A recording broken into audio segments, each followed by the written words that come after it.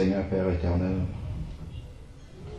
nous voulons te rendre grâce et te bénir encore pour ce jour nouveau que tu as fait. Merci Seigneur Père de nous avoir renouvelé le souffle de vie. Merci encore Seigneur Père infiniment pour ce privilège que tu nous donnes de pouvoir contempler ta gloire Seigneur Père, examiner ton saint livre Seigneur Père afin de connaître ta volonté dans le but de la mettre en pratique pour que Seigneur Père éternel, nous puissions vraiment te manifester notre amour, car ta parole nous dit que l'amour de Dieu consiste à garder ses commandements. Amen. Seigneur, merci parce que tu as conduit chacun d'entre nous, Père, jusqu'à ce lieu, tu nous as protégés et gardés sur le chemin. Éternel, que ton esprit nous conduise en toutes choses et que toi seul sois le maître au milieu de nous, Seigneur Père éternel. Que ta parole puisse nous éclairer, Seigneur Père, en tout point où nous pourrions encore avoir des zones d'ombre, Seigneur Père, et que toi tu puisses te glorifier dans nos vies, Seigneur Père, en nous voyant marcher tel que tu veux, Seigneur Père, car cela est le plus important, que lorsque tu regardes notre façon de marcher, Père, que ton cœur soit réjoui, Seigneur Père, de voir des authentiques disciples, Seigneur Père, qui aspirent à faire la volonté de leur Père, Seigneur Père. C'est cela même que nous te demandons, Seigneur Dieu Tout-Puissant. Éternel, que vraiment la puissance de ton esprit de résurrection en nous, Seigneur Père, nous donne la force et la capacité de pouvoir obéir, Seigneur Père, à ta parole. Parce que nous savons que tout ce que tu veux, tout ce que tu prévois pour nous, Seigneur Père, c'est ce qu'il y a de mieux, Seigneur Père, car tu es un Père aimant, Seigneur Dieu Tout-Puissant. Nous savons que toute chose concourt au bien de ceux qui t'aiment, Père, car tu as tout disposé, Seigneur Dieu Tout-Puissant, pour le bonheur de tes enfants. Père, que toute la gloire te revienne dans tout ce que nous allons faire, au nom de Jésus-Christ. Amen. Amen.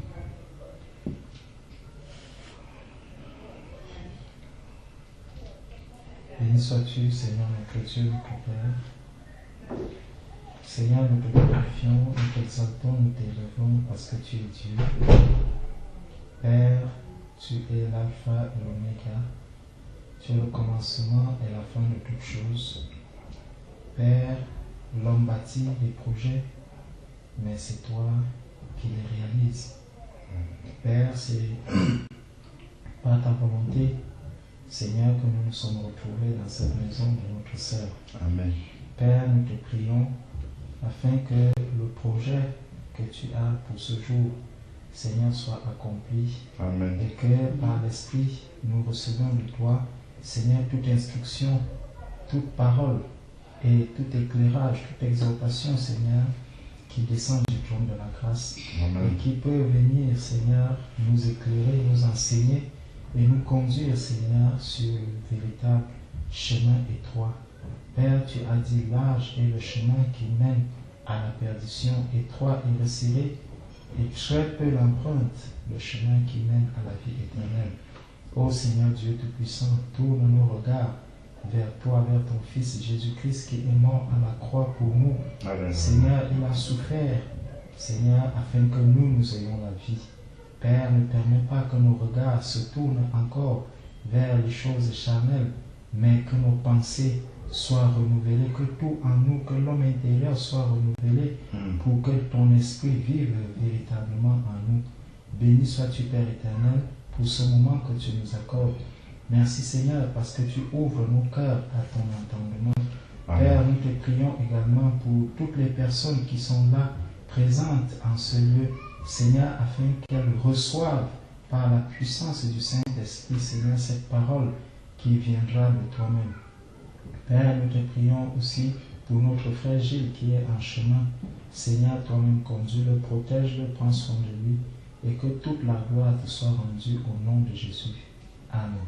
Amen. Il est l'Éternel qui nous guérit. Oh, il est l'Éternel qui nous console. Jéhovah, tu es le Très-Haut. Jéhovah, l'amour de ma vie. Tu es celui que j'adore.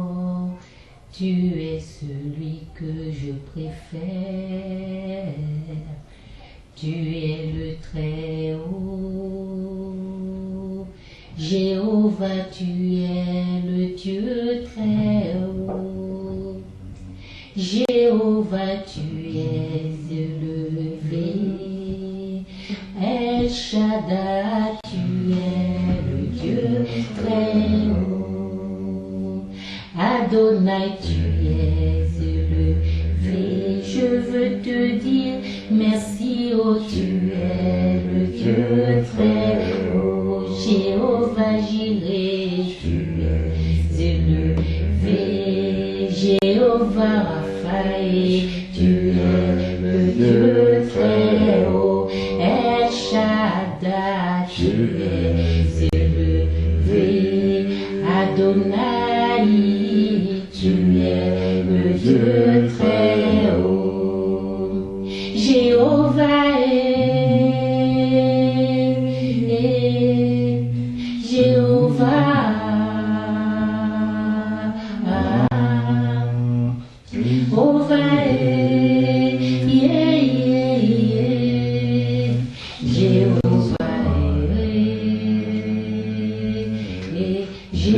Jéhovah, tu es élevé. Jéhovah, tu es le Dieu Très-Haut. Tu es celui qui bénit, tu es élevé. Tu es notre Rédempteur, tu es le Dieu Très-Haut. Tu es le Dieu vivant, tu es élevé. Le Dieu Tout-Puissant, Seigneur, tu es le Dieu Très-Haut. Il n'y a point d'autre Dieu, tu es élevé. Je veux te louer, mon Dieu, tu es le Dieu Très-Haut. Tu es Alpha, Oméga, tu es élevé. Ton nom est élevé, tu es le Dieu Très-Haut. Le Dieu vivant, puissant, tu es élevé. Mon âme de mon Seigneur Jésus, oh tu es le Dieu Très-Haut. Il n'y a point d'autre Dieu que tu es élevé. Ton nom est élevé au ciel, tu es le Dieu Très-Haut. Jéhovah Shalom, tu es élevé. Ton nom est glorieux, tu es le Dieu Très-Haut. Ton nom est tout-puissant, tu es élevé. L'Éternel des armées, tu es là, tu es le Dieu Très-Haut. Jéhovah, tu es élevé. Alpha, Oméga, tu es le Dieu Très-Haut. Jéhovah Jireh, oh tu es élevé. Je t'aime, mon Sauveur, mon Jésus, oh tu es le Dieu Très-Haut. Tu es le Dieu vivant, tu es élevé. Il n'y a point d'autre Dieu comme toi, tu es le Dieu Très-Haut. Jéhovah, tu es élevé. Jéhovah, tu es le Dieu Très-Haut. Éternel, mon Dieu Tout-Puissant, Papa, je veux te rendre toute la gloire ce matin. Tu as permis, Éternel, que tes enfants viennent, tes serviteurs viennent dans cette maison, Seigneur.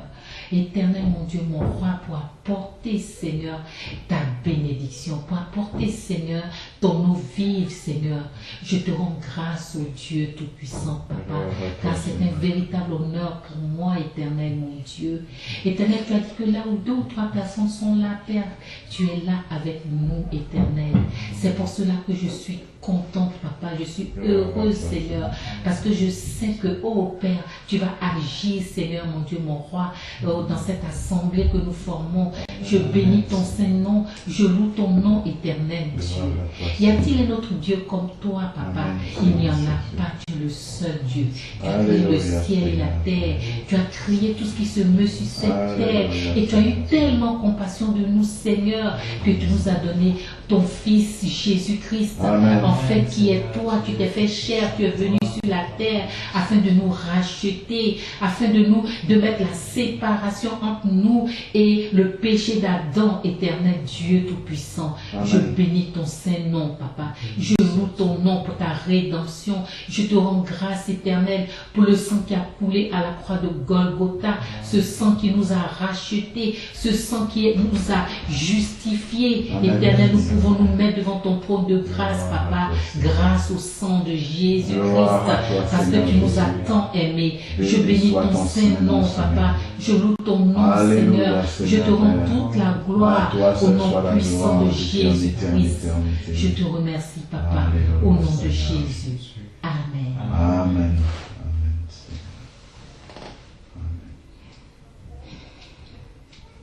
Éternel, mon Dieu, mon âme t'a te glorifier et te bénir, Seigneur. Si j'élève la voix, Seigneur, c'est afin de te dire merci pour le moment que tu as rendu possible. Je te demande, Seigneur, de venir prendre le contrôle, Seigneur. Que ton Saint-Esprit soit au milieu de nous, Père éternel, et qui vienne nous éclairer. La Bible déclare que ta parole est une lampe à nos pieds et une lumière sur nos sentiers. Je te prie, Seigneur, de venir déverser ici tes paroles qui pourront, Père éternel, venir éclairer toutes les zones d'ombre, Seigneur, que nous traversons au nom de Jésus. Père éternel, je prie, Seigneur, afin que ton esprit vienne prendre le contrôle, Seigneur. Que toi-même, Seigneur, tu viennes, Père éternel, diriger et conduire ce moment selon ta convenance. Père éternel, tu connais, Seigneur, les pensées de tout un chacun. Tu connais, Seigneur, les troubles de tout un chacun. Je te demande qu'au travers de ta parole, Seigneur, tu viennes nous libérer. Parce que la Bible déclare que vous entendrez la vérité et la vérité. Vous entendrez la parole et la parole vous affranchira. Seigneur, je te demande de venir nous libérer par ta parole, Seigneur. De venir, Seigneur, nous affranchir. Parce que nous avons encore, Seigneur, des écailles sous nos yeux, devant nos yeux, Père éternel. Je te demande, Seigneur, de venir briser et d'anéantir toutes les forteresses, Père éternel. De nous éloigner, Seigneur, de tout ce qui nous éloigne de toi, Père éternel. Viens prendre le contrôle de ce moment, Seigneur. Que ton esprit, Père éternel, descende et manifeste sa présence et sa puissance au milieu de nous. Seigneur, que toute la gloire, Seigneur, te revienne au nom de Jésus. Amen. Amen. Ô Père éternel, t'as plu ce matin de renouveler ta grâce dans nos vies. Gloire à toi, Seigneur. De renouveler notre souffle de vie, Seigneur. Nous ne sommes pas dignes, je veux te rendre toute la gloire. Je Alléluia. reçois ce matin l'adoration de mon cœur au Père. Oui, Seigneur, Père. Seigneur, pour être digne de toi, je sollicite ta miséricorde. Je sollicite, oh Dieu, ta miséricorde parce que je ne suis pas parfait, parce qu'aucun de nous ici n'est parfait, Seigneur. Et nous voulons, Seigneur, confesser nos péchés. Ce matin, je me suis levé, Seigneur, je n'ai pas eu des pensées qui glorifient ton nom, ô Dieu Tout-Puissant.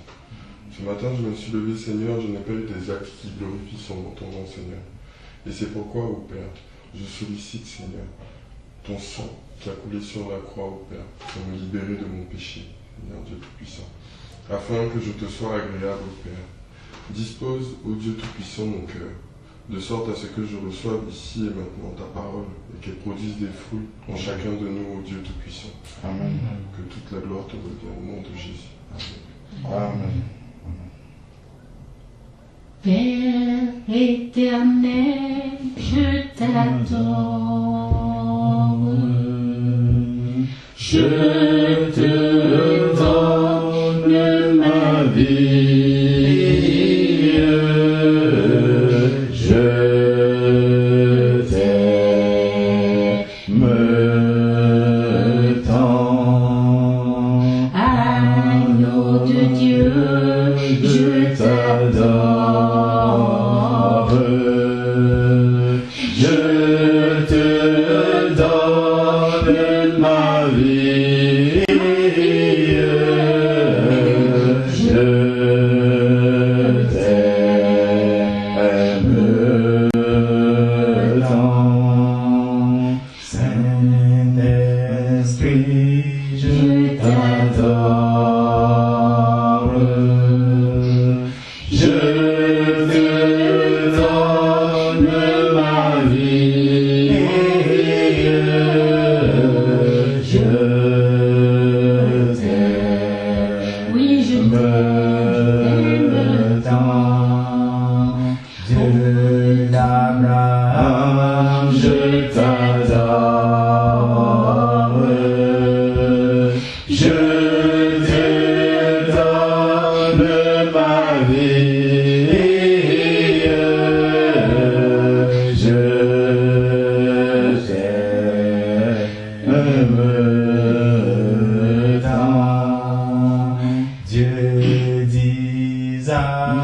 je t'adore, je te donne ma vie, je t'aime tant, Dieu de Jacob, je t'adore, je te donne ma vie, je t'aime tant, Créateur, je t'adore, je te donne ma vie, je t'aime tant, la parole, je t'adore, je te donne ma vie, je t'aime tant, libérateur, je t'adore, je te donne ma vie, je t'aime tant, agneau de Dieu, je t'adore, je te donne ma vie, je t'aime tant, le Saint d'Israël, je t'adore, je te donne ma vie, je t'aime tant, Jésus-Christ, je t'adore,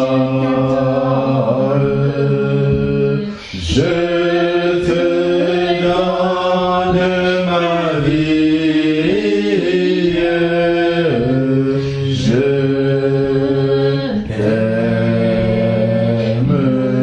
t'aime tant, mon époux, je t'adore,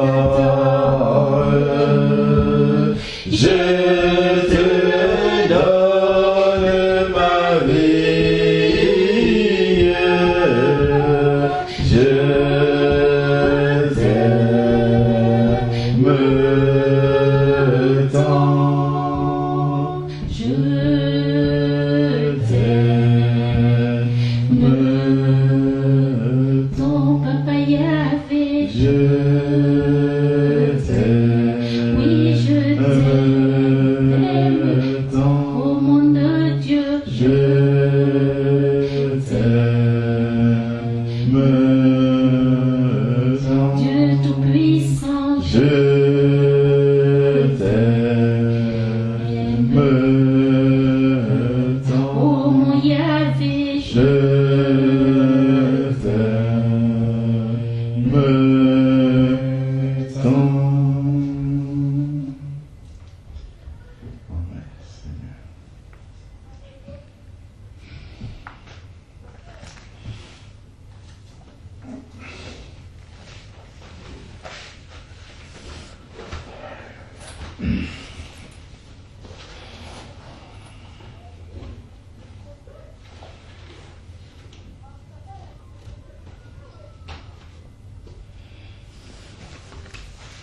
Et s'il y a des questions concernant la parole du Seigneur, que vous souhaitez qu'on partage ensemble pour s'édifier les uns les autres.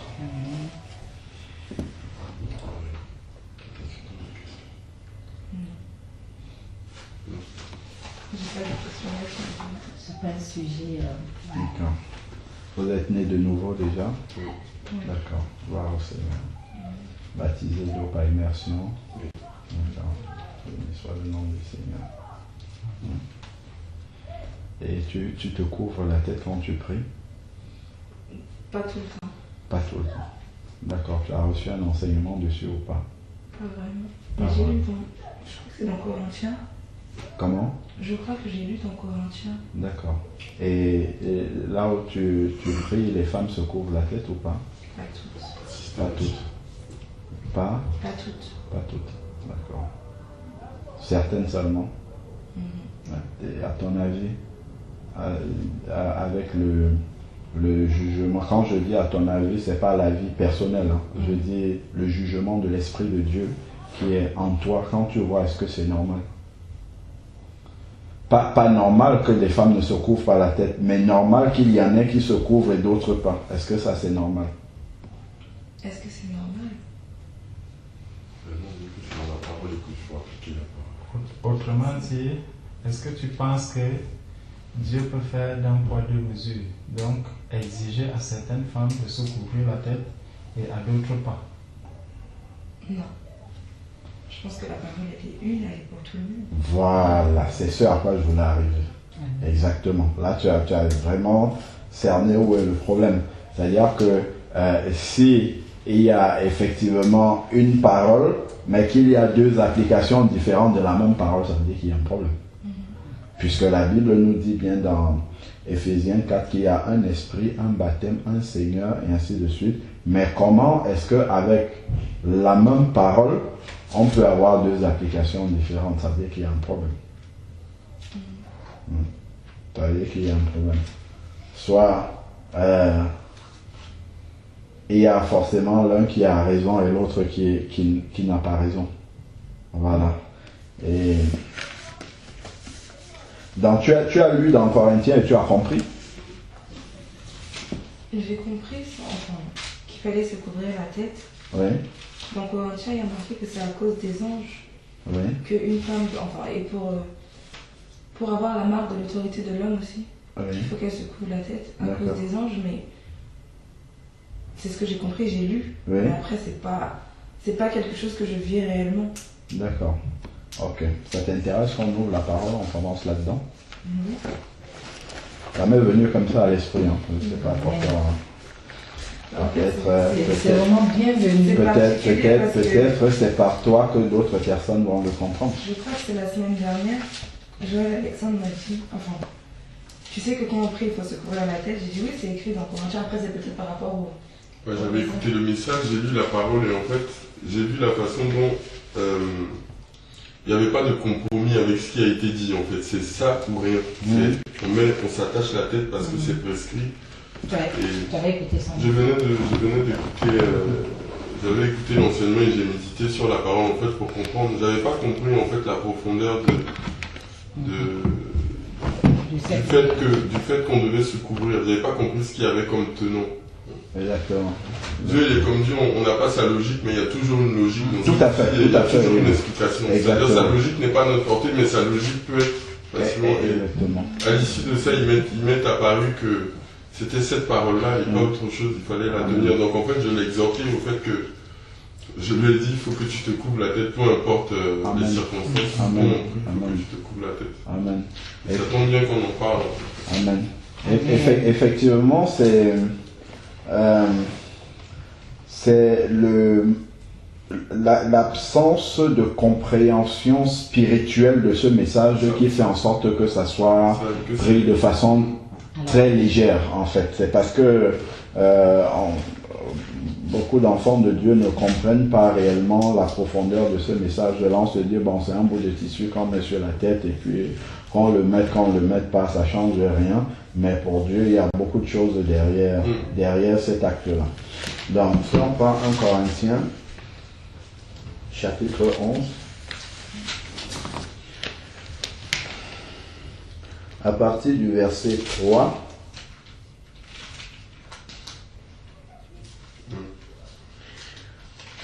1 Corinthiens chapitre 11 verset 3. Il est dit: je veux cependant que vous le sachiez.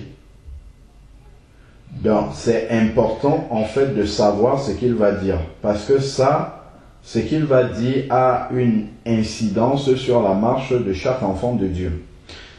C'est que Christ est le chef de tout homme. L'homme est le chef de la femme et Dieu est le chef de Christ. Le fait qu'on ait Dieu est le chef de Christ, sachant que Christ est Dieu, c'est simplement pour nous montrer que quand on parle de chef, c'est pas au sens militaire, comme nous, humainement, on a l'habitude de prendre des choses. Quand on dit que telle personne est ton chef, ça veut dire qu'il a le droit de vivre ou de mort sur toi, sur ton avenir, ainsi de suite. C'est pas comme ça dans la hiérarchie de Dieu. C'est une question de responsabilité, en fait. C'est-à-dire que Dieu, Christ est le responsable de tout homme. Il est la tête de tout homme. Tout homme doit avoir référence à Christ. Maintenant, ensuite, l'homme est le responsable en ce qui concerne la parole surtout. La parole de Dieu. Donc, il est le responsable de la femme. Et ensuite, Dieu est le chef de Christ. Voilà pourquoi, en fait, Christ disait toujours, en toutes circonstances, je fais ce que mon Père m'a demandé de faire. Tu vois, il avait toujours référence au Père pour faire quelque chose. Quand il va, par exemple, à la croix, il va dire, quand il est en train de prier à Gethsémane, il va dire: Père, s'il était possible que cette coupe s'éloigne de moi. Il parle justement d'aller à la croix. Mais toutefois, non pas ma volonté, mais la tienne. C'est cette soumission-là en fait. Parce que justement, Dieu est son référent, son responsable. Quand il est fils de Dieu, qui doit mourir à la croix. D'accord? Donc c'est dans ce sens-là qu'on doit comprendre. C'est-à-dire, j'obéis à celui qui est mon chef. C'est lui mon responsable devant Dieu. Ça, c'est juste pour expliquer cette hiérarchie-là. Et tout ce qui a été cité là, ces responsabilités-là, c'est ce qu'on appelle le gouvernement de Dieu, en fait. Donc Dieu a un gouvernement. Les humains, en fait, quand ils créent leur gouvernement, ils pensent qu'ils ont innové. Ils n'ont pas innové. Le gouvernement de Dieu existe depuis la Genèse. Avec les anges, les archanges et tout ça, ça c'est le gouvernement de Dieu. Et maintenant, il est important, à ce stade-ci, d'associer, par exemple, on va aller lire, hein, parce que la Bible s'explique par elle-même. Avant de continuer, il est important d'entrer maintenant dans le domaine spirituel pour comprendre ces choses-là. Si on prend Éphésiens chapitre 2, verset 6, Éphésiens 2, 6. Éphésiens 2, 6, parce que si on ne considère pas cette dimension-là, là, on va entrer tout de suite dans la chair, on va dire, bon, ben ça, c'est pas très important. Dans Éphésiens, c'est après. Donc, après, il y a Galates, après, il va y avoir Éphésiens. Éphésiens 2, 6 dit, on peut prendre même à partir du verset 4, Éphésiens 2, 4, il est dit, mais Dieu, Éphésiens chapitre 2, verset 4, mais Dieu est riche en miséricorde et à cause du grand amour dont il nous a aimés, nous qui étions morts par nos fautes, il nous a rendu la vie avec Christ. C'est par la grâce que vous êtes sauvés. Maintenant, il dit, comme nous sommes nés de nouveau, il nous a ressuscités. Donc avant d'être nés de nouveau, on était morts. Et Christ nous a ressuscités. Et en nous ressuscitant, ressuscités, quand la Bible dit que quelqu'un est mort, c'est parce qu'il est encore dans ses fautes. Et ses fautes ne sont pas pardonnées. Et il n'a pas l'Esprit de Dieu. C'est ça qu'on appelle être mort. Ça veut dire coupé de Dieu. Mort en Christ, c'est coupé de Dieu. La personne n'a pas de contact avec Dieu. Et par la nouvelle naissance, Dieu envoie son esprit habiter à l'intérieur de quelqu'un. C'est ça qui provoque la nouvelle naissance. La naissance nouvelle. Et quand l'esprit de Dieu vient habiter en quelqu'un, l'esprit de Dieu qui habite en lui, lui permet de communiquer maintenant avec Dieu. Voilà pourquoi Jean, chapitre 4 va dire, Dieu est esprit. Je crois que c'est Jean 4 vers le verset 20 en descendant. Dieu est esprit et il faut que ceux qui l'adorent en esprit et en vérité. C'est ça qui fait la différence. C'est pourquoi je demandais tout à l'heure, est-ce que vous êtes né de nouveau? Si quelqu'un n'est pas né de nouveau, il peut toujours essayer de parler à Dieu. Il y a beaucoup de personnes là, beaucoup qui, Dieu, ceci, qui prient, qui font même des prières, mais eux, ils ne peuvent pas entendre Dieu. C'est à sens unique, ça monte, les prières, mais il n'y a pas de retour. Dieu peut même répondre, mais eux, ils ne peuvent pas entendre parce qu'ils n'ont pas le récepteur pour entendre ce que Dieu dit. C'est un peu comme là où nous sommes là. Certainement, il y a beaucoup de radiofréquences qui sont émises en ce lieu-ci. C'est-à-dire qu'il y a beaucoup de chaînes de radio qui sont en train d'émettre ici, mais là, est-ce qu'on les entend? Pas du tout. Parce qu'on n'a pas de récepteur. Mais si tu prends un poste radio, tu mets là, tu tires l'antenne, tu le mets en marche, là tu vas commencer à écouter, tu varies les fréquences, tu vas commencer à écouter. Pourquoi? Parce qu'on a un récepteur adéquat qui nous permet de capter les ondes qui sont envoyées. C'est la même chose. Le Saint-Esprit est indispensable à l'intérieur de quelqu'un pour capter les ondes qui viennent de Dieu, pour comprendre ce que Dieu dit. Même la Bible, si on n'a pas le Saint-Esprit, on la lit, on ne va pas comprendre. Le Corinthien dont on parle là, si quelqu'un n'a pas l'Esprit de Dieu pour lui expliquer ce qu'on voit là, là on n'est plus dans Corinthien, mais c'est Corinthien qu'on essaye d'expliquer. Mais si ce n'est pas par l'Esprit qu'on comprend ces choses-là, on va lire Corinthien, ah la chevelure lui a été donnée pour voir, c'est bon, on va dire c'est réglé. Mais c'est par l'Esprit que Dieu lui-même nous enseigne par son Esprit à pouvoir comprendre quelle est sa volonté dans la parole.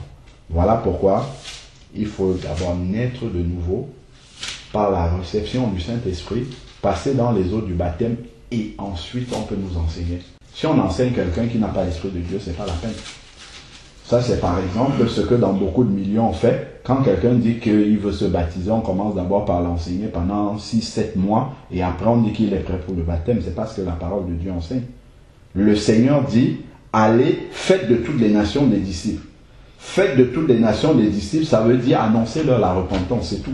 C'est tout ce que ça veut dire. Repentez-vous, comme Pierre a dit dans Acte 2, 38, et que chacun de vous soit baptisé au nom de Jésus-Christ, et vous recevrez le don du Saint-Esprit. Une fois que tu es baptisé, tu reçois le don du Saint-Esprit. Là maintenant, on peut t'enseigner. Parce que ce qu'on va te dire de Dieu, tu pourras le comprendre. Parce que par le Saint-Esprit, Dieu t'a ouvert la compréhension des choses qui le concernent. Sinon, avant, c'est vain, c'est même pas la peine. On peut lire toujours, ça va être un débat d'idées, moi je pense ceci, je pense cela, mais ça ne va pas apporter vraiment dans nos cœurs la volonté de Dieu. Donc, revenons ici, j'expliquais juste qu'est-ce que ça veut dire, il nous a ressuscités. Vous voyez que derrière chaque mot qu'il y a dans la Bible, il y a une profondeur de ce que Dieu a accompli. Derrière juste un mot comme ça, il nous a ressuscités. Donc, il nous a ressuscités ensemble. Ça veut dire que l'Esprit de Dieu, désormais, habite en nous et nous a fait passer de la mort que nous étions, donc de la coupure que nous avions vis-à-vis de Dieu, et il nous a reconnectés à Dieu. Maintenant, on peut entendre Dieu. Et il dit, et il nous a fait asseoir ensemble. D'accord? Il nous a fait asseoir ensemble dans les lieux célestes en Christ, afin de montrer dans les siècles à venir la richesse surabondante de sa grâce par sa bonté envers nous en Jésus-Christ. Il nous a fait asseoir ensemble dans les lieux célestes en Jésus-Christ. Où est-ce que nous sommes assis ici? Nous sommes bien là physiquement sur la terre, non? Mais il dit qu'il nous a fait asseoir dans les lieux célestes. Est-ce que ici c'est le ciel? Non. Nous sommes physiquement là, mais il dit, c'est écrit ici. Est-ce que Dieu peut mentir? Il nous a fait asseoir avec lui dans les lieux célestes en Jésus-Christ. Donc, dès que je reçois l'Esprit de Dieu, je suis assis en esprit dans les lieux célestes. C'est spirituel.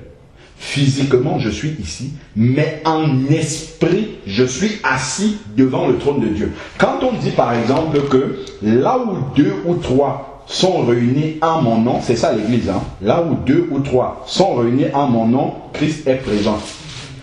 Christ ne se déplace pas pour venir. En fait, c'est qu'en esprit, nous sommes portés devant le trône de Dieu. Donc nous sommes dans sa présence. Amen.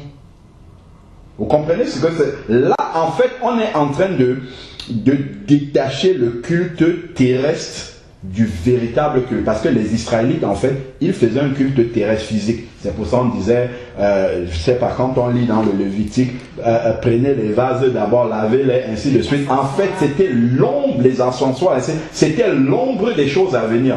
Maintenant, en Christ, les choses deviennent spirituelles. Quand on s'assoit comme ça, on commence à parler des choses de Dieu. En fait, puisque nous sommes en esprit, nous sommes dans la présence de Dieu. En fait, là, en esprit, nous sommes dans le ciel. Là. Parce que le Seigneur est présent lui-même pendant ce culte-là. Donc, nous sommes assis dans les lieux célestes avec Christ. Si on garde un doigt ici, regarde Colossiens. Colossiens explique la même chose. C'est important de comprendre ces notions-là. Si on ne comprend, ça a l'air très simple comme ça, mais si on ne comprend pas ça, c'est là où les gens vont commencer à dire, et je ne sais pas, et si, je ne sais pas, les problèmes, et si je suis au travail, est-ce que je dois me couvrir la tête, et si je suis... C'est parce que les gens n'ont pas compris que quand tu commences à prier, en fait tu es dans les lieux célestes, tu n'es pas là où, physiquement là où tu es. Et ça change tout. C'est parce que les gens n'ont pas compris cette dimension spirituelle-là. Dès que tu commences à communiquer avec Dieu, tu rentres dans sa présence. Tu prends la place spirituelle qu'il a dit, assis avec lui dans les lieux célestes. Tu es directement devant le trône de Dieu. Donc, quel que soit l'endroit où physiquement tu es sur la terre, peu importe. Pour Dieu, spirituellement, tu es devant lui. Donc, tu dois te présenter tel qu'il t'a demandé de te présenter spirituellement devant lui. C'est ça que les gens ne comprennent pas. Voilà, c'est cette dimension spirituelle que les gens n'ont pas compris. C'est pourquoi ils commencent à dire, et si je suis en train de faire telle chose, si je suis sur la table d'opération, si je suis, je sais pas moi, à un endroit où on ne me permet pas de couvrir la tête, est-ce que je dois cesser? Est-ce que c'est... En fait, toutes ces questions-là montrent qu'on n'a pas compris la dimension spirituelle du culte, de la prière. On n'a pas compris cette dimension-là. Donc, Colossiens ici, Colossiens chapitre 1, verset 13. Colossiens 1, verset 13 dit,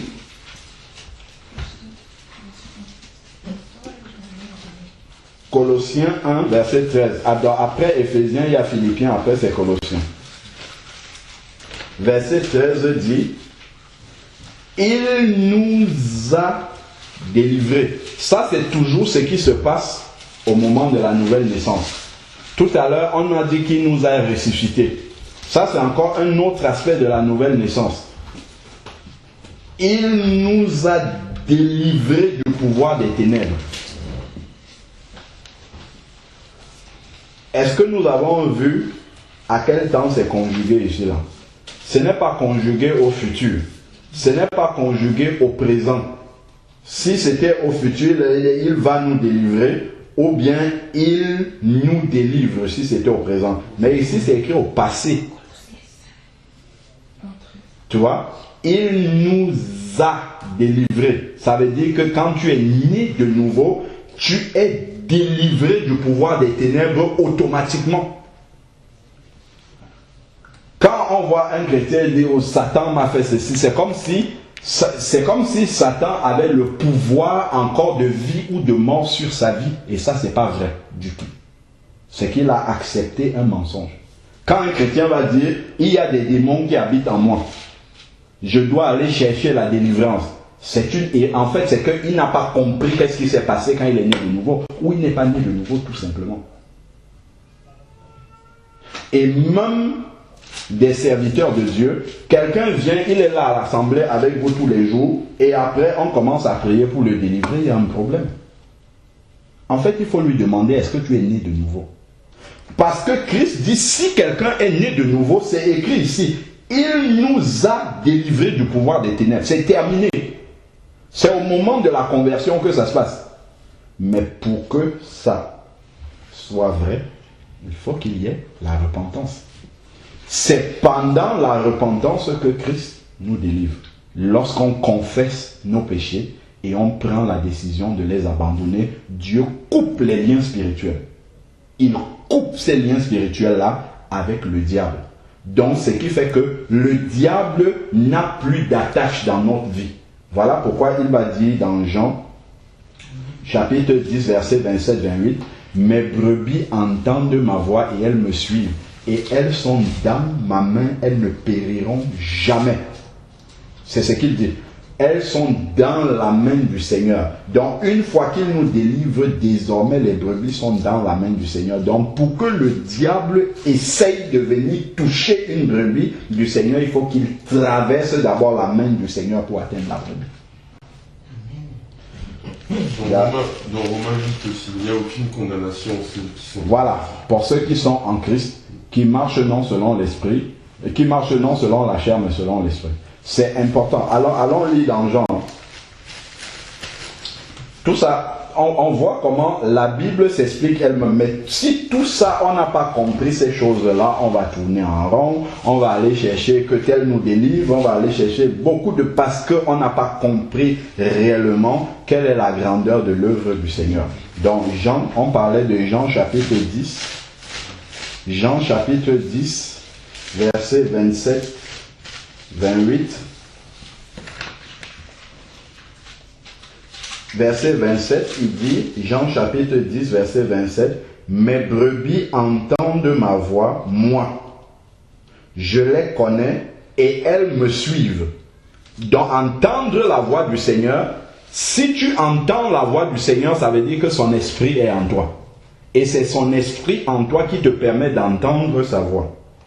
Donc, et elles me suivent, ça veut dire que ce sont des brebis obéissantes, qui obéissent au Seigneur. Ensuite, parce qu'elles ont l'Esprit de Dieu pour entendre la voix du Seigneur, et ensuite qu'elles suivent, c'est-à-dire qu'elles obéissent, je leur donne la vie éternelle. C'est la conséquence. Elles ne périront jamais, parce qu'elles ont la vie éternelle. Si elles périssent, ça veut dire que leur vie n'est pas éternelle. C'est qu'elle a une fin. Donc elles ne périront jamais. Il dit, et personne ne les arrachera de ma main.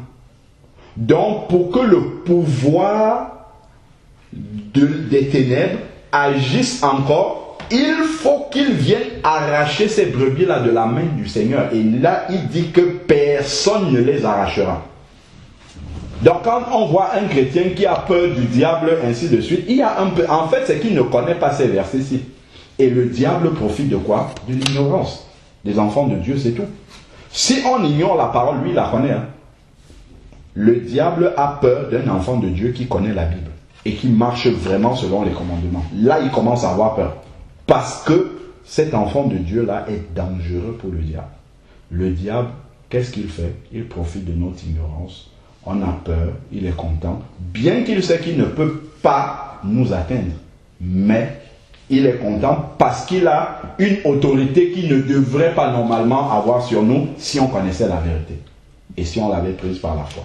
Donc ensuite, il va dire ici, mon Père qui me les a donnés, ces brebis-là, est plus grand que tous et personne ne peut les arracher de la main de mon Père. Donc voilà vraiment cette double protection qu'un enfant de Dieu a parce qu'il a l'esprit de Dieu en lui. Le fait qu'on ait l'Esprit de Dieu en nous, un autre esprit qui n'est pas l'Esprit de Dieu ne peut pas demeurer dans le même temple. Jamais. Quand l'Esprit de Dieu arrive, tout autre esprit qui ne confesse pas Jésus s'en va automatiquement. Est-ce que ça on l'a compris? Quand l'Esprit de Dieu, c'est pour ça que la nouvelle naissance est capitale. Il y a beaucoup de personnes qui pataugent, qui disent qu'elles sont chrétiennes, mais elles pataugent, n'avancent pas, parce que leur nouvelle naissance est superficielle. Elle n'est pas réelle, elle n'est pas profonde. La repentance a été faite à la légère. Donc du coup, les problèmes qu'on avait, qui devaient être traités au moment de la conversion, de la repentance, on continue à les traîner dans la vie spirituelle. Parce qu'on n'a pas pris le temps de vraiment s'arrêter devant le Seigneur, de se repentir totalement, de couper les ponts avec la vie passée et de commencer une vie totalement nouvelle, où on vit dans la lumière du Seigneur. Donc quand l'Esprit de Dieu arrive dans un corps, tout autre esprit qui ne glorifie pas le nom du Seigneur part. C'est pourquoi il a dit dans Colossiens, on était dans Colossiens 1, verset 13, qu'il nous a délivrés de la puissance des ténèbres. Donc la puissance des ténèbres n'a plus le droit de diriger nos vies parce que nos vies sont dans la main du Seigneur. Allons dans 1 Samuel 5. 1 Samuel chapitre 5. Il y a déjà une image de ce qu'on est en train de dire là. 1 Samuel chapitre 5. Là on est sur le voile, mais regardez par où le Seigneur est en train de nous amener. Pour qu'on comprenne toute cette dimension-là de ce qui se passe quand quelqu'un est réellement converti au Seigneur. La dimension spirituelle de tout ce qui est accompli dans sa vie. Donc si nous prenons 1 Samuel chapitre 5, donc au début là, après les rois et Samuel c'est après Josué, il y a juge et après il va avoir Samuel. Dans 1 Samuel chapitre 5 verset 2, il est dit, les Philistins prirent l'arche de Dieu. L'arche de l'alliance dans l'Ancien Testament, c'était sur cette arche-là, il y avait 2 chérubins au-dessus, et au milieu de ces chérubins-là, il y avait la Shekinah de Dieu, la présence de Dieu qui se manifestait. Le Saint-Esprit n'est autre chose que la présence de Dieu en nous. Donc, l'arche de l'alliance dans l'Ancien Testament symbolise le Saint-Esprit. Bon, on peut garder un doigt ici. On va revenir dans 1 Samuel. Excusez-moi, on va balayer bien la Bible pour aller jusqu'à la profondeur même de ce que nous sommes en train de dire. Pour qu'on comprenne l'articulation des choses. Là, on vient de dire que l'arche de l'alliance est l'image, c'est la présence de Dieu à cause de la Shekinah de Dieu qui apparaissait au milieu des 2 chérubins. Et d'ailleurs, Dieu parlait à Moïse au travers justement de la présence de cette Shekinah-là. Et le Saint-Esprit est la présence, la manifestation de la présence de Dieu en nous. Il le dit dans Jean chapitre 14. Allons voir. Jean chapitre 14. Jean chapitre 14.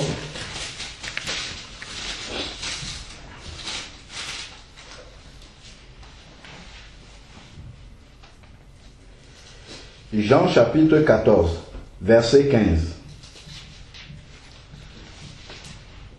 Jean chapitre 14, verset 15, il est dit, si vous m'aimez, vous garderez mes commandements. Voilà déjà une vérité que le Seigneur nous dit. Beaucoup de gens disent j'aime Dieu, mais ils n'obéissent pas à Dieu. Donc c'est contraire à ce que la Bible dit. La preuve que nous aimons Dieu, c'est parce que nous obéissons à ses commandements. Ensuite, maintenant, il dit, c'est-à-dire que si on voit quelque chose que Dieu demande de faire, c'est ce qu'on doit faire. On ne doit pas raisonner là-dessus. Ensuite, et moi, je prierai le Père, et il vous donnera un autre consolateur, qui soit éternellement avec vous, l'Esprit de vérité. Donc, le Saint-Esprit, c'est cet autre consolateur-là, que le monde ne peut pas recevoir parce qu'il ne le voit pas.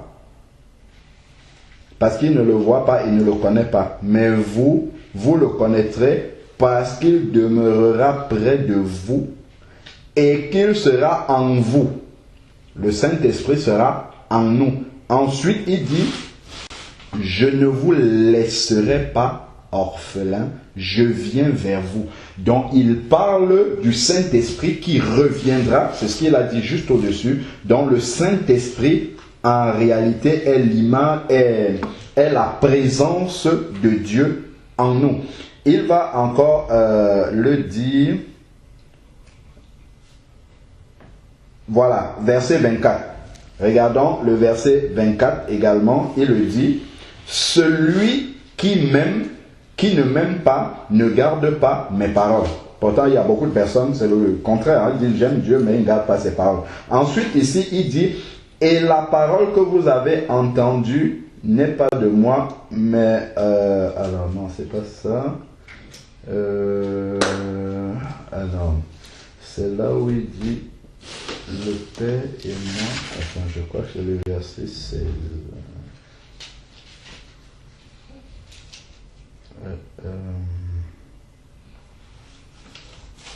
L'esprit de vérité, ces paroles de voisin là, il me glorifiera. Attends, c'est celui qui garde mes commandes. Voilà, c'est plutôt le 23, autant pour moi. Jésus lui répondit, je suis à Jean 14, verset 23. Si quelqu'un m'aime, il gardera mes paroles et mon Père l'aimera. Nous viendrons vers lui et nous ferons notre demeure chez lui. Il parle de la venue du Saint-Esprit dans le corps de quelqu'un. Donc la présence du Saint-Esprit en quelqu'un, ça veut dire la présence du Père, de Dieu et du Fils même en lui. C'est ça que ça veut dire. Donc, la présence du Saint-Esprit en quelqu'un est la même chose que la présence de Dieu dans cette personne. Donc, si nous revenons à 1 Samuel, si je fais le parallèle avec l'ancienne alliance, on a bien dit que c'était l'image des choses à venir. Là, on vient de lire la réalité. Dans l'ancienne alliance, on a l'image. C'est important de comprendre ça pour voir là où on va en venir. Donc, ici, là, les Philistins ont pris l'arche de Dieu, qui est la présence de Dieu. Ils firent entrer, nous sommes dans 1 Samuel chapitre 5 verset 2, ils firent entrer dans le temple de Dagon, donc c'est une idole. C'est un faux Dieu. Donc ils ont fait entrer l'arche de Dieu dans le temple de Dagon. Ça, c'est l'image, en fait, de quelqu'un qui ne connaît pas Dieu, qui est habité par des démons, donc il est un temple de démons, en fait, et l'Esprit de Dieu vient maintenant dans ce temple-là. Ça, c'est ce qui va se passer, en fait. Donc, on amène l'arche de Dieu dans un temple de démons. Parce que Dagon, c'est un démon, en fait. Donc, voilà ce qui va se passer. Le lendemain, verset 3, les Asdodiens se levèrent de bon matin. Et voici que Dagon était tombé face contre terre. Il n'est pas tombé dans n'importe quelle position. Dagon s'est prosterné devant l'arche de Dieu. Ça veut dire que lorsque quelqu'un reçoit réellement Christ dans sa vie, quand l'Esprit de Dieu vient habiter en lui, il n'y a même pas besoin qu'on fasse une délivrance.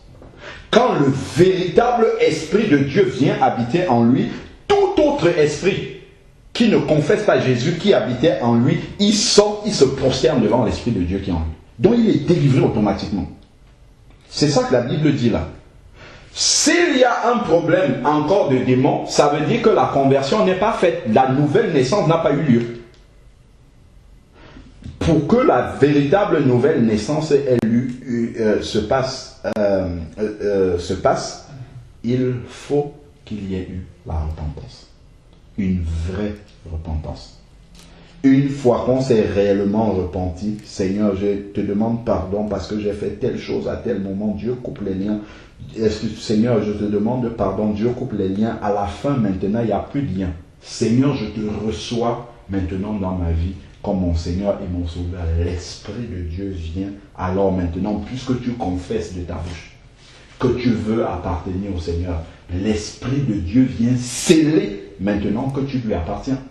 Quand Jésus sort des eaux du baptême, le ciel s'ouvre il dit, celui-ci est mon fils. Donc il le reconnaît comme appartenant à sa famille. De la même manière, une fois qu'on est repenti, on passe dans les eaux du baptême, l'Esprit de Dieu vient attester que nous sommes enfants de Dieu, fils de Dieu.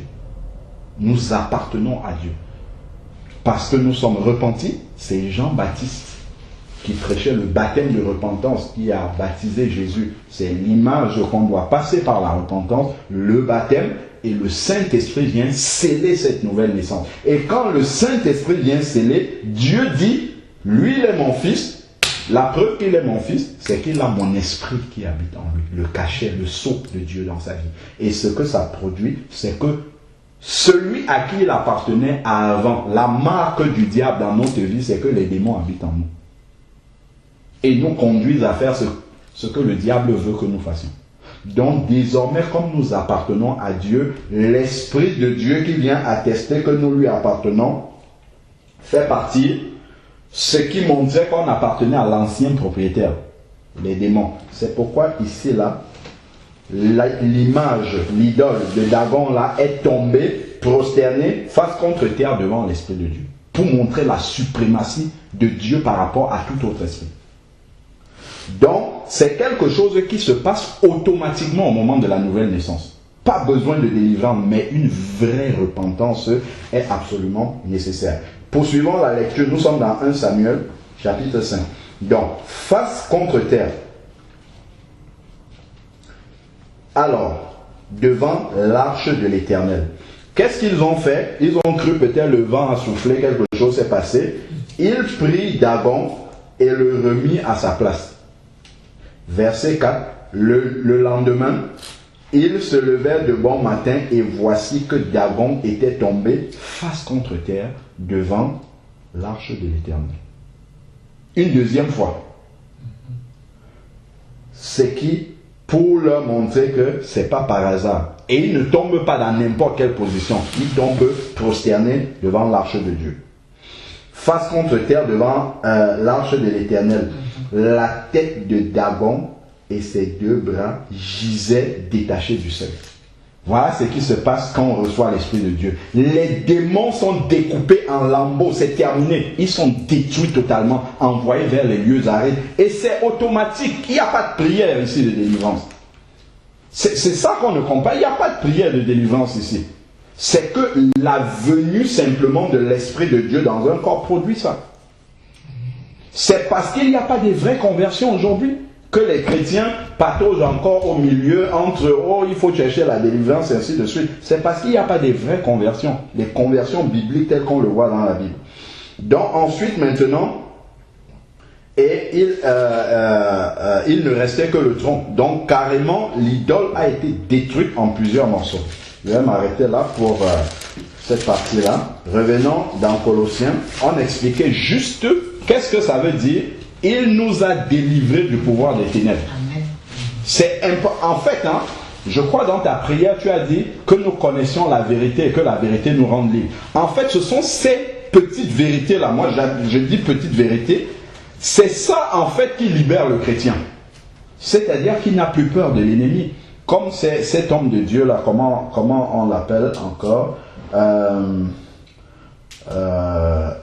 son nom va me revenir après.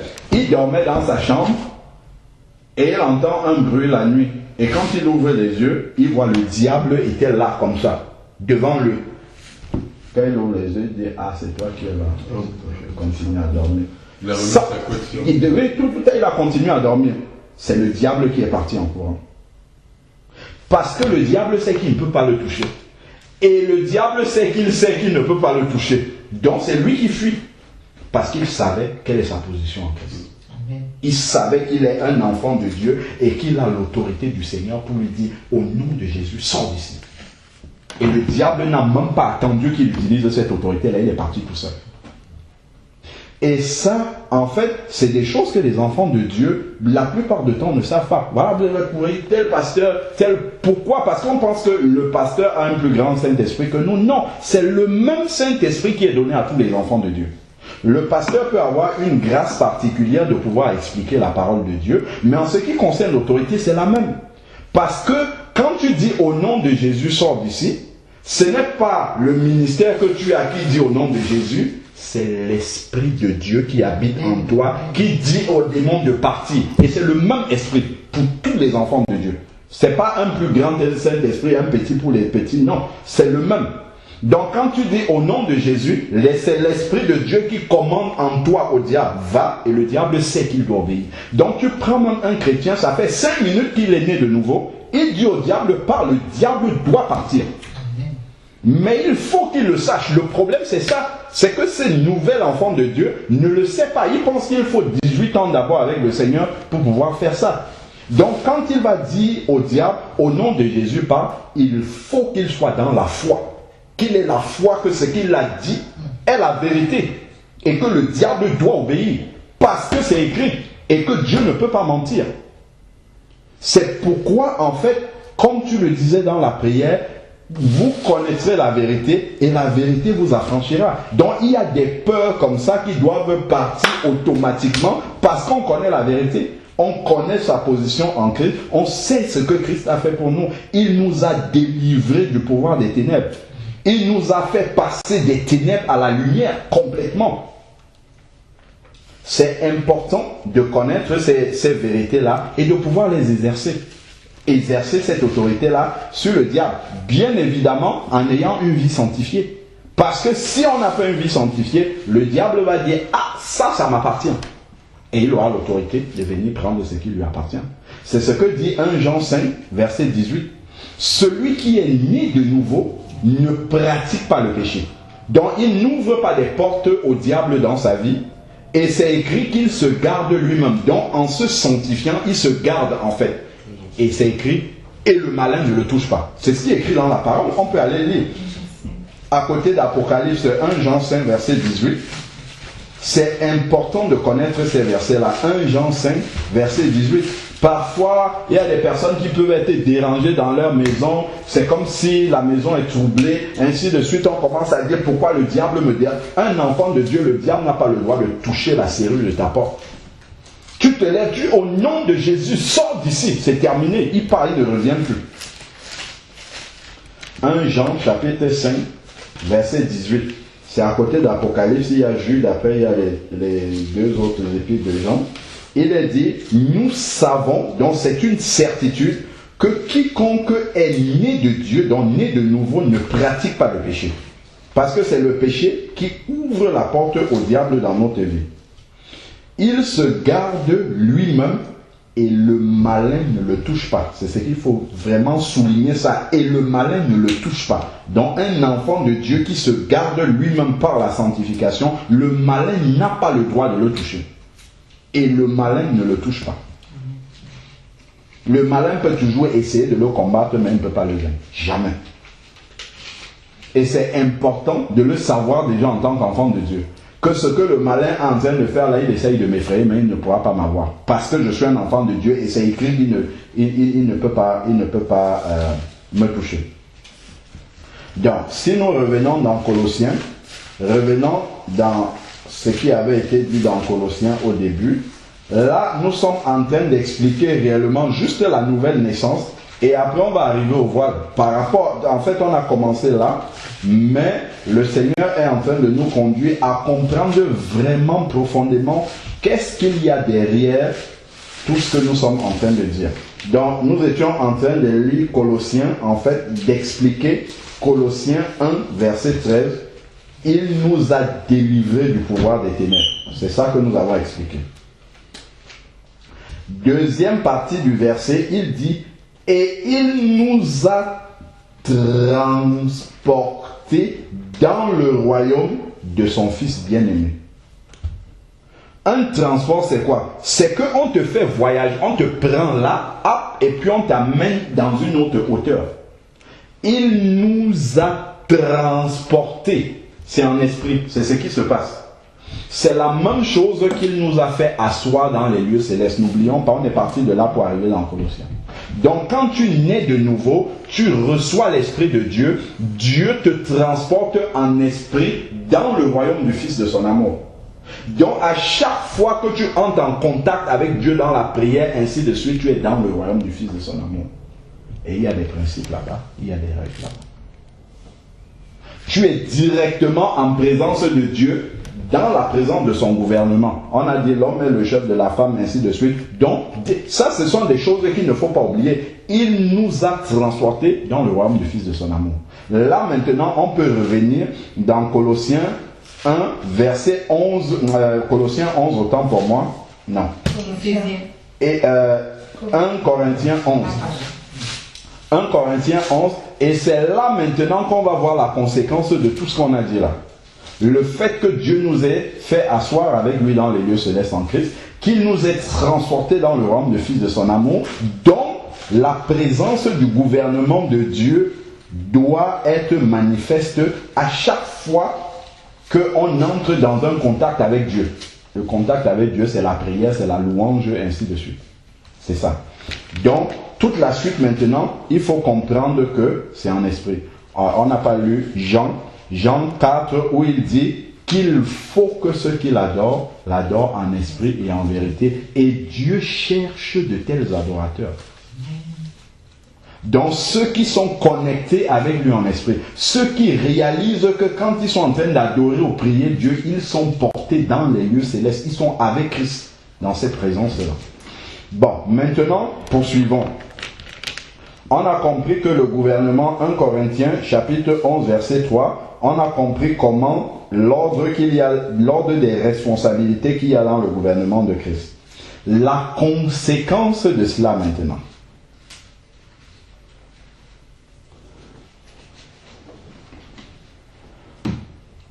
Toute femme, verset 4 déjà. Tout homme, verset 4.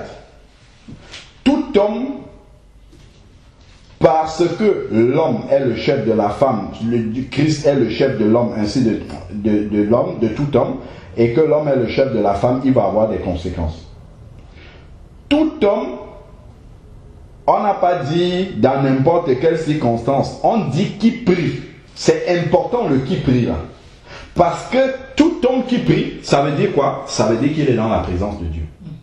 Il est dans les lieux célestes, il est devant le Seigneur. Et quand il est devant le Seigneur, il y a une attitude à avoir. Il y a une présentation qu'il faut avoir. On ne vient pas devant le trône de Dieu n'importe comment.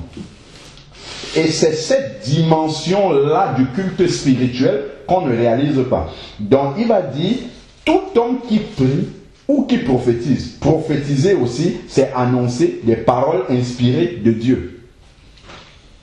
Donc là, il est dans la présence même de Dieu.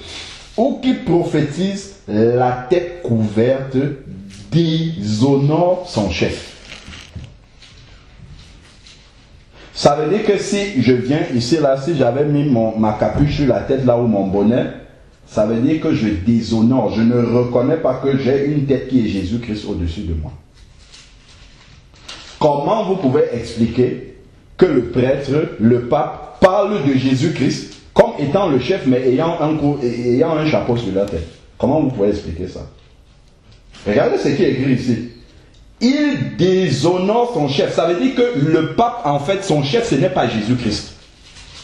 Le prêtre, son chef, ce n'est pas Jésus-Christ. Ça, c'est écrit pour que les enfants de Dieu ouvrent les yeux pour voir où est la vérité, de où est l'erreur. Quelqu'un qui vient, le rabbin par exemple, le rabbin couvre la tête. Mais le rabbin ne reconnaît pas déjà Jésus-Christ. Donc pour lui, il n'a même pas dit que Jésus était son chef. Mais le prêtre, le pape va dire que Jésus est le chef de l'église, mais il couvre la tête. Il y a un problème avec ce qui est écrit ici là. Il ne peut pas venir parler de son chef Jésus-Christ en le déshonorant. Ça permet déjà de voir qui suit vraiment Jésus-Christ et qui ne l'est pas. C'est un exemple, il y a beaucoup de les orthodoxes, plein d'endroits où vous voyez les gens qui parlent entre guillemets de Jésus-Christ avec la tête couverte, ils n'obéissent pas à leur chef. Ça veut dire que leur chef, ce n'est pas Jésus-Christ, c'est eux-mêmes qui sont leur propre chef. Bon, continuons maintenant. Donc si l'homme couvre la tête, il déshonore son chef, qui est Jésus-Christ. On a dit que Christ est le chef de tout homme, c'est écrit au verset 3. Ensuite maintenant, pour les femmes, toute femme au contraire qui prie ou qui prophétise. Donc qui entre dans la présence de Dieu, qui est dans sa position assise dans les lieux célestes en Christ. Lorsqu'elle est dans cette position-là, c'est spirituel. Donc quel que soit l'endroit où elle est, j'entends, en fait, cette dimension-là n'est pas comprise. Certaines personnes vont dire, quand la femme, quand elle est dans l'église, elle doit se voiler en dehors.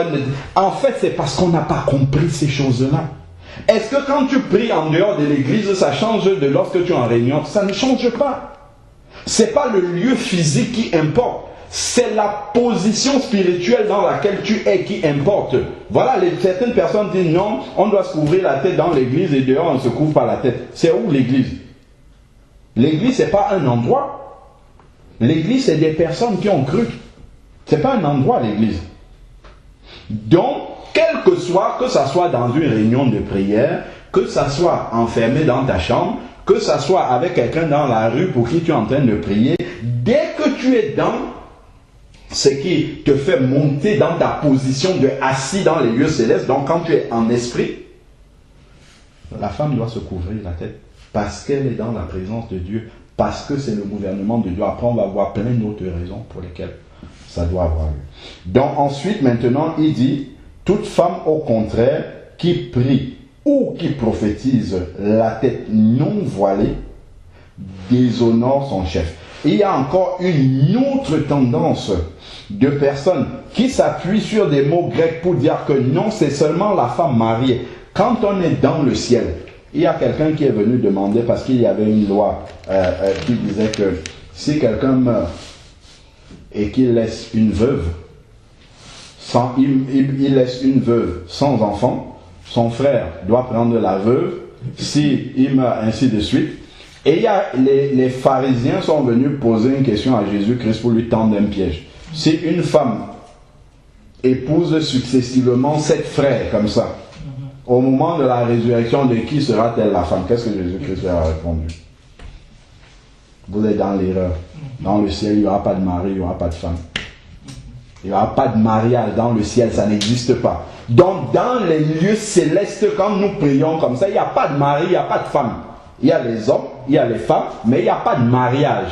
Donc on ne peut pas dire que c'est la femme mariée qui doit se couvrir la tête. Ça n'a pas de sens. Ça voudrait dire que notre culte est encore terrestre. C'est encore charnel, parce que c'est sur la terre qu'il y a les relations mari et femme. Non, ça n'existe pas pour Dieu. Donc ça balaie déjà cette autre considération-là. Donc ensuite, ici, là, il est dit, si la femme prie ou prophétise la tête non voilée, elle déshonore son chef. Qui est son chef? C'est l'homme. Qui est le chef de l'homme? C'est Christ. Ça veut dire que quand une femme prie, sans se couvrir la tête, elle déshonore les hommes qui sont là et elle déshonore Christ. Comment peut-on prier Christ en le déshonorant en même temps? On voit vraiment comment on peut dire ça, le fait de ne pas connaître la vérité. C'est-à-dire qu'on peut irriter le cœur de Dieu en pensant bien faire. Je viens prier, on peut penser que l'essentiel c'est juste de prier, alors que tout en priant comme ça, je ne respecte pas celui que je prie. Je le déshonore parce que je ne connais pas la vérité. Voilà pourquoi c'est important de connaître cette vérité. Donc ensuite maintenant, il est dit, c'est comme si elle était rasée.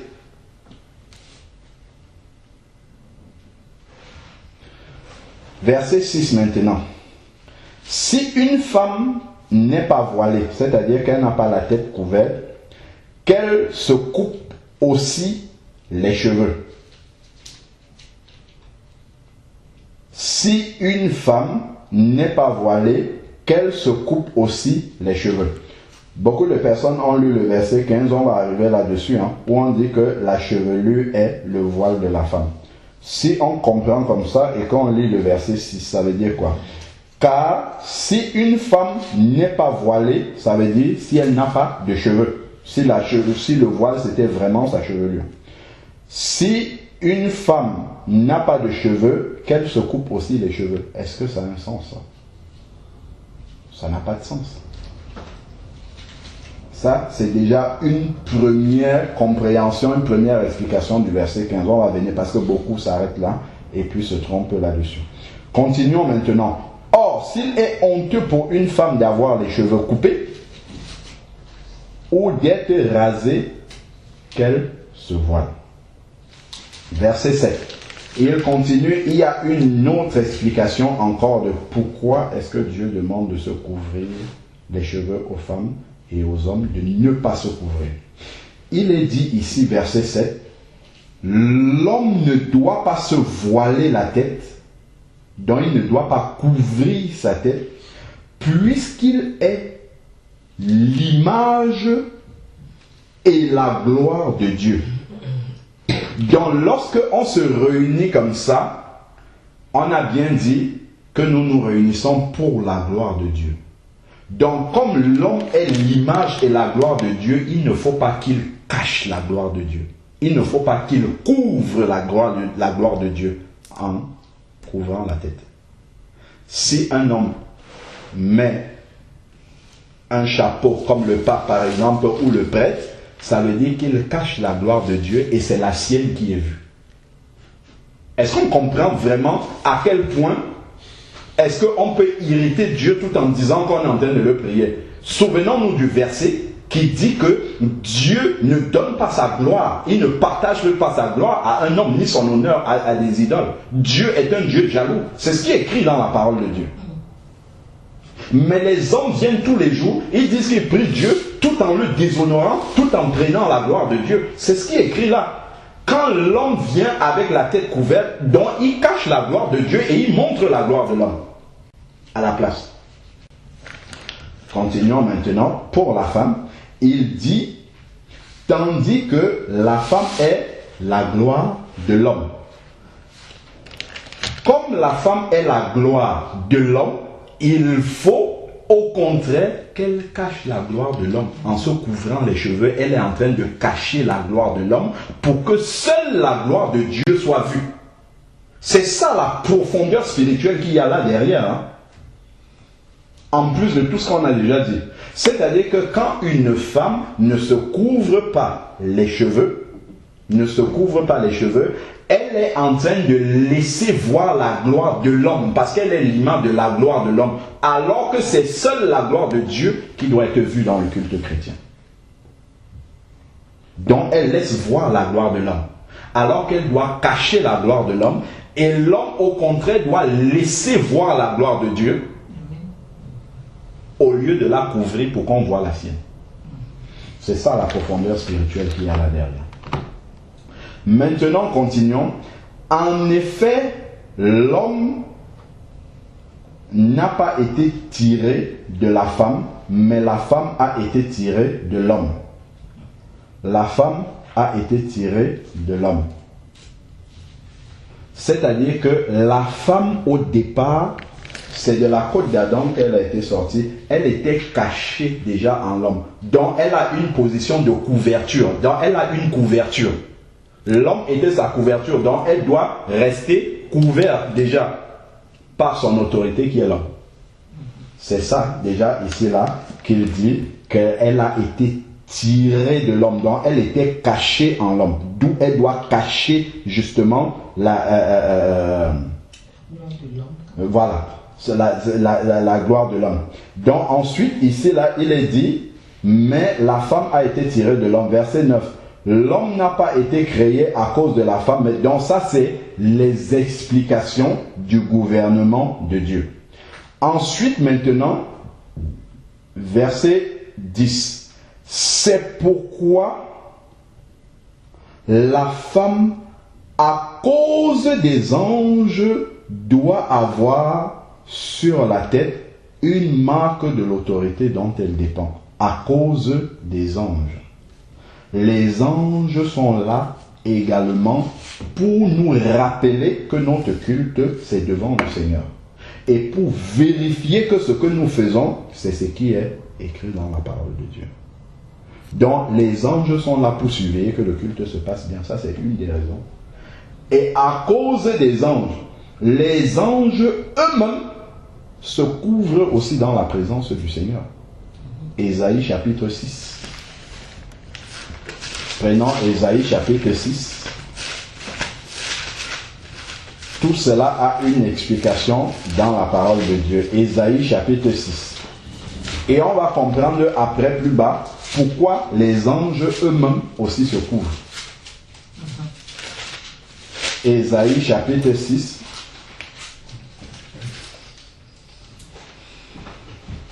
Verset 1. L'année de la mort du roi Osias, c'est Ésaïe qui a eu une vision. Je vis le Seigneur assis sur un trône très élevé et le pan de sa robe remplissait le temple. Des séraphins, ce sont des anges, se tenaient au-dessus de lui. C'est dans ces conditions-là que nous rendons notre culte. C'est dans ces conditions-là. Spirituellement, c'est ce qui se passe. Ils avaient chacun 6 ailes. 2 dont ils se couvraient la face, 2 dont ils se couvraient les pieds, et 2 dont ils se servaient pour voler. Ils criaient l'un à l'autre, Saint, Saint, Saint est l'Éternel des armées, la terre est remplie de sa gloire. Donc ils contemplaient la gloire de Dieu et criaient sa sainteté. Et devant la sainteté de Dieu, ils ont 6 ailes. Il y en a 4 sur les 6 qui servent à se couvrir dans la présence de Dieu. 6 et 2 seulement, dont ils se servent pour leurs propres besoins de voler. Mais il y a 6 qui servent à la révérence dans la présence de Dieu parce qu'ils réalisaient la sainteté de Dieu. Refuser de se couvrir aujourd'hui, c'est parce qu'on ne réalise pas la sainteté de Dieu. C'est tout. Donc, ces anges-là, eux-mêmes se couvrent. C'est pour ça qu'à cause des anges, la femme doit se couvrir aussi. Parce qu'eux-mêmes se couvrent. On va comprendre ça un peu plus bas. Si on lit, retournons dans 1 Corinthiens 11, il y a quelque chose qui est dit un peu plus bas. On va d'abord descendre avant de remonter. 1 Corinthiens chapitre 11. Si on prend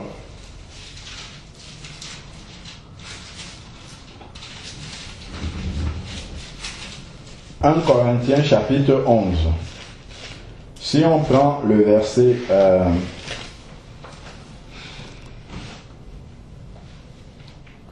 le verset 14. 1 Corinthiens 1, 14 dit « La nature elle-même ne vous enseigne-t-elle pas que c'est une honte pour l'homme de porter de longs cheveux, mais que c'est une gloire pour la femme d'en porter. Donc la chevelure a été donnée à la femme comme étant une gloire, mais c'est une gloire pour elle-même. Ces cheveux qu'elle porte, c'est une gloire que Dieu lui a donnée. Donc, quand on est dans le culte, dans la présence de Dieu, il faut cacher toute gloire humaine. Dieu lui a donné les longs cheveux comme une gloire pour elle. Donc, dans la présence de Dieu, il faut cacher cette gloire-là qui lui appartient à elle-même. Donc, les anges aussi, si nous allons dans Jude, c'est le livre qui est juste avant Apocalypse. L'avant-dernier. Dans Jude, il est dit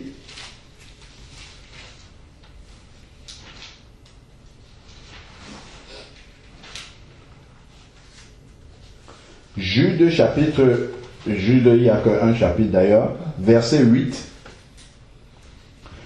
Et il parle des faux ouvriers, et il va dire au verset 8 que malgré cela, ces hommes aussi, dans leur rêverie, souillent la chair, méprisant l'autorité du Seigneur, injuriant les gloires. Injuriant les gloires. Injuriant les gloires. Or, lorsqu'ils contestaient avec le diable et discutaient au sujet du corps de Moïse, l'archange Michel n'osait pas porter contre lui, contre Satan, un jugement injurieux, mais il dit que le Seigneur te réprime. En fait, ce passage-ci nous explique, il y a des gens qui insultent le diable. Le diable, c'était un ange avant. C'était une gloire. Les anges sont des gloires, en fait, que Dieu a créées. C'est pourquoi, comme les anges sont des gloires dans la présence de Dieu, ils cachent cette gloire-là, pour que seule la gloire de Dieu soit vue. Et à cause, justement, de la présence des anges qui nous enseignent déjà que quand on est une gloire, on doit cacher cette gloire-là, au travers de leurs ailes qu'ils cachent là. La femme aussi, comme elle a une gloire qu'elle a reçue, les cheveux, elle a reçu une gloire de la part du Seigneur qui sont ses cheveux, elle doit aussi les couvrir, comme les anges, eux, sont des gloires et cachent toutes ces gloires. Sur 6 ailes, 4 sèvres à couvrir, les pieds, là, eux, ils se couvrent complètement, parce qu'ils sont totalement une gloire. Or, la femme, c'est la chevelure juste qui est une gloire. Oui, frère. Les anges, en fait, quand on catégorise donc les anges sur une gloire, ils se cachent. Oui. Les femmes sur une gloire, elles se cachent. Nous, les hommes, on est une gloire de Dieu. Et comment on fait allégeance à la gloire de Dieu quand on est... Le simple fait d'être là et parce que nous, on n'est pas une gloire pour nous-mêmes. Tu vois? D'accord. Quand on comprend ce qu'il dit dans 1 Corinthiens 13, en fait, Dieu ne nous a pas donné une gloire pour nous. D'accord. Tu vois? Donc, c'est pourquoi nous, comme on est la gloire de Dieu, en fait, c'est celle-là qu'on montre. Donc, quand on montre cette gloire-là, c'est la gloire de Dieu qu'on est en train de montrer.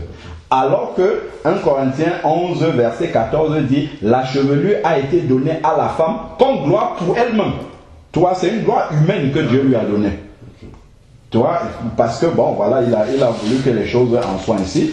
Et donc, dans la présence de Dieu, il faut que toute gloire humaine soit cachée. Même les anges déjà qui ont une gloire un peu céleste même, cachent cette gloire-là dans la présence de l'Éternel. Donc, on va finir rapidement 1 Corinthiens. Là, on expliquait le verset 10. Qu'à cause des anges, la femme doit porter une marque qui montre l'autorité dont elle dépend. C'est 1 Corinthiens chapitre 10, 11 verset 10. Et on va finir, verset 13, il dit, jugez-en vous-même s'il est convenable qu'une femme prie Dieu sans se voiler. Après tout ce qu'on a expliqué là, jugez-en vous-même. Ça veut dire qu'en fait, quand on examine si une femme prie sans se couvrir les cheveux, ça veut dire qu'elle ne respecte pas les hommes qui sont là, elle déshonore les hommes qui sont là et elle déshonore Dieu même qu'elle est en train de prier. Et il dit juger, est-ce que ça a un sens si ce n'est pas une abomination? Parce que comment peut-on se prosterner pour prier un Dieu qu'on déshonore en même temps? Jugez-en vous-même. Examinez, vous qui avez l'esprit, ce qu'on vient de dire là, est-ce que c'est une attitude qu'une femme doit avoir? Dans le verset 14, a dit que, je relis, la nature elle-même ne vous enseigne-t-elle pas que c'est une honte pour l'homme de porter de longs cheveux, mais que c'est une gloire pour la femme? Pas pour Dieu, c'est une gloire pour la femme d'en porter, parce que Dieu le lui a donné comme une gloire. En effet, la chevelure lui a été donnée en guise de voile. Voilà là où tout le monde, beaucoup de personnes se trompent là-dessus. Problème de traduction. La chevelure lui a été donnée comme ornement. C'est ça le vrai mot qui est là. La chevelure lui a été donnée comme embellissement pour la femme. C'est ça le vrai mot qui est là.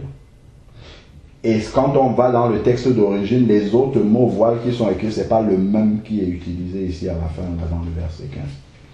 Et il dit, c'est comme si, ce n'est même pas comme si. En fait, on comprend dans le verset 16 que Paul, averti par le Saint-Esprit, savait que ce message-ci va être contesté, va être discuté dans l'Église, même des siècles et des siècles après. Il dit, si quelqu'un se plaît à contester, nous n'avons pas cette coutume, ni les églises de Dieu. Donc si on explique ça à quelqu'un, il va dire, oh c'est ceci, c'est cela. Il dit, nous on n'a pas l'habitude de discuter parce qu'il savait que ça va être contesté. Les gens ont respecté cela. J'avais fait une étude avec des photos que j'avais trouvées, des découvertes archéologiques, en fait, des archéologues qui ont découvert soit des peintures rupestres, des choses comme ça, durant des époques, depuis l'église primitive jusqu'à aujourd'hui. Comment a évolué en fait la présentation de la femme dans le culte? On voit que dans l'église primitive, les femmes se couvraient la tête pour prier. Ça a évolué jusqu'en 1500, ainsi de suite, en Europe, dans différents endroits. C'est avec des photos de ce qu'ils ont découvert. Jusqu'en 1950, encore, les femmes se couvraient toujours. C'est après, quand il a commencé à avoir tous les mouvements, les féministes, les ceci, c'est là qu'ils ont commencé à contester ce passage de la Bible. Jusqu'en 1950, ça n'existait pas. Partout. Quand on arrivait, les femmes étaient couvertes. Si on regarde même encore en Afrique, dans certains endroits encore, ça reste encore valable. Les femmes ne discutent pas par rapport à ça. Ça va de soi que c'est comme ça. Mais en fait, plus on s'avance vers la fin des temps, le diable essaye de faire ce qu'il a fait dans la jeunesse. Tromper. Et quand il veut tromper, il essaye toujours par la femme. Toujours et toujours, il veut faire tomber par la femme. Comme Salomon a dit dans Ecclésiaste, il n'y a rien de nouveau sous le soleil. Rien du tout. Ce que le diable fait, ou ce qui arrive, c'est ce qui était déjà avant. C'est la même chose. Dans la première création de Dieu avec Adam et Ève, il a fait chuter la femme. Dans la nouvelle création de Dieu qui est l'Église, il essaye encore de faire chuter la femme. Dieu a-t-il réellement dit?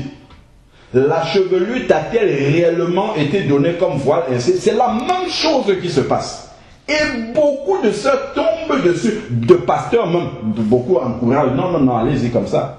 Beaucoup glissent dessus comme ça, la même chose qui s'est passée alors que la Bible nous dit que tout cela a été écrit pour notre instruction. La même chose se passe encore aujourd'hui. Oh, non, c'est pas important. Alors qu'il y a un frère qui ne passe pas par quatre chemins, le frère Georges des États-Unis, dit quand une femme prie sans se couvrir la tête, elle insulte Dieu. Et lui le dit crûment comme ça, mais quand on comprend ce qu'on vient de dire là, c'est ça que ça veut dire. C'est ce que ça veut dire. Prier quelqu'un en le déshonorant, ça veut dire quoi? Ça veut dire l'insulter. Parce qu'on n'a pas cherché à comprendre la profondeur. Voilà pourquoi Jésus dit, quand il veut parler du royaume des cieux, il prend un petit enfant, il le met au milieu, il dit, si vous ne devenez pas comme ce petit enfant, si vous ne pourrez pas entrer dans le royaume des cieux. Parce que si on dit à un petit enfant qu'avant de prier, tu dois fermer les yeux et mettre les mains, comme c'est ce qu'il va faire. Il ne va pas chercher, est-ce que je dois mettre les mains plutôt comme ça? Non. Il va le prendre comme ça, il va obéir directement. Est-ce qu'il y a une question encore? Par rapport à ce sujet-là, est-ce qu'il y a eu des compléments par rapport à ce que tu savais déjà? Oui. Gloire à Dieu. Mais maintenant, tu pourras le dire à quelqu'un d'autre, à une autre sœur. C'est bien quand c'est une sœur qui dit à une autre sœur. Ma sœur, tu sais que pour vraiment être agréable à Dieu, il faut se présenter d'une manière qui plaît à Dieu aussi. Si on vient demander quelque chose à Dieu ou on vient même glorifier Dieu et on ne se préoccupe pas, est-ce que Dieu vraiment est content de la manière dont je m'approche de lui? Il y aura un problème. C'est très important. Qui sont super minimes. Ah ouais, non, là, c'est... Là. Dieu regarde au cœur. C'est vrai que Dieu regarde au cœur, mais si c'est ce que ton cœur révèle que tu montres à l'extérieur. Amen. Surtout si que on est dans les minutes jusque-là, et que Dieu regarde au cœur, pendant ce temps, tous les hommes te regardent aussi là. Exactement. Et la convoitise charnelle est... Exactement.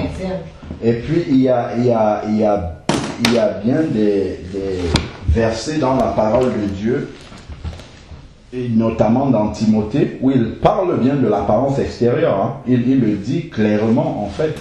il faudrait que la femme ait une apparence décente. Parce que, en fait, Christ, l'Église, c'est l'épouse de Christ. Donc, la femme, en fait, est le reflet de ce que Dieu veut pour son Église. Donc, Dieu veut que, quand il parle, par exemple, que nous serons couverts de vêtements de fin lin, ainsi de suite, il veut que son Église soit décente. Et la femme est l'image, en fait, de cette Église-là. Voilà pourquoi Dieu a une attention particulière, en fait, en ce qui concerne l'image de la femme. Parce que l'image de la femme, en fait, c'est l'image de l'Église que Dieu veut. Et il va dire, on va voir que c'est pas... On peut dire Dieu regarde au cœur. Lui, il commence par regarder au cœur, mais il veut aller plus loin. Parce qu'avec un cœur honnête et bon devant Dieu, il va aller plus loin. Regardons par exemple 1 Timothée chapitre 2 verset 9. C'est écrit. Quand c'est écrit comme ça, là, clairement, ça veut dire que Dieu s'intéresse à ça. S'il ne regardait que le cœur et qu'il s'arrêtait là, il ne pouvait pas dire des versets comme ça. 1 Timothée, chapitre 2, verset 9. Où il va dire, de même aussi que les femmes vêtues d'une manière décente, avec pudeur. Vêtues d'une manière décente, avec pudeur et modestie, ne se parlent de tresses, ou d'or, ou de perles, ou de toilettes somptueuses, mais d'œuvres bonnes, comme il convient à des femmes qui font profession de piété. La profession, en fait, c'est ce qu'on confesse de sa bouche. Mais maintenant, ce qu'on confesse de sa bouche, il faut qu'il y ait un accompagnement dans les actes, que ça soit visible. Donc, si on garde Timothée, regardez dans Tite aussi, il dit la même chose. Hein. Tite, c'est encore un autre serviteur de Dieu. Au verset Tite chapitre 2, c'est juste après 2 Timothée. Tite chapitre 2, verset 1. Il va dire, pour toi, dis ce qui est conforme à la saine doctrine. Donc ce qui va suivre fait partie de la saine doctrine. Donc de l'enseignement pur de la parole de Dieu. Il dit que les vieillards doivent être sobres, respectables, sensés, saints dans la foi, dans l'amour, dans la patience. Dit que les femmes âgées, c'est toutes les femmes carrément, doivent aussi avoir l'extérieur qui convient à la sainteté. Donc, cet extérieur-là fait partie de la saine doctrine à laquelle le Seigneur attend aussi que ses enfants aient une présentation qui soit décente. Ni médisante, ni asservie au vin, ainsi de suite. Donc, on voit que l'apparence extérieure fait partie de la saine doctrine. Maintenant, l'équilibre que le Seigneur Jésus a apporté, il le donne dans Matthieu 23. Il y a un équilibre cependant à avoir parce que certaines ont compris ça et vont soigner l'apparence extérieure alors que le cœur est rempli.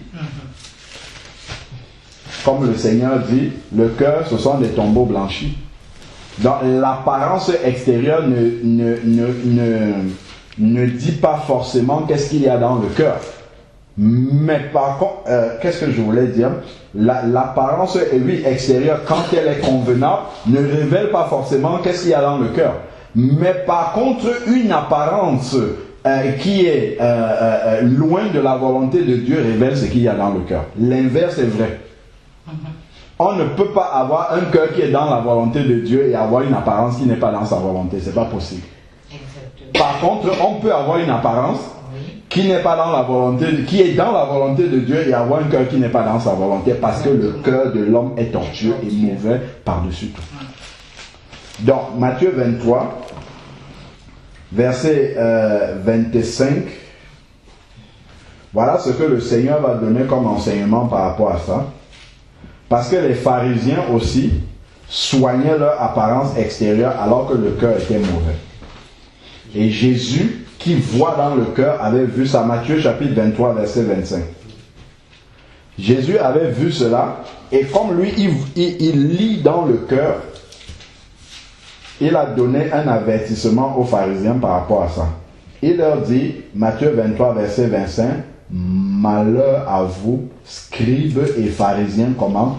Hypocrites. » Pourquoi le mot hypocrite, c'est quand il y a on montre une apparence qu'on n'est pas. Donc l'extérieur montre quelque chose que le cœur, qui est en contradiction avec ce que le cœur est. Donc l'extérieur peut montrer qu'on est, voilà, on est soumis au Seigneur, ainsi de suite, alors que la vérité, c'est comme le foulard sur la tête. Le foulard sur la tête peut montrer qu'on est soumis aux hommes alors qu'on insulte son mari. Ça n'a pas de sens.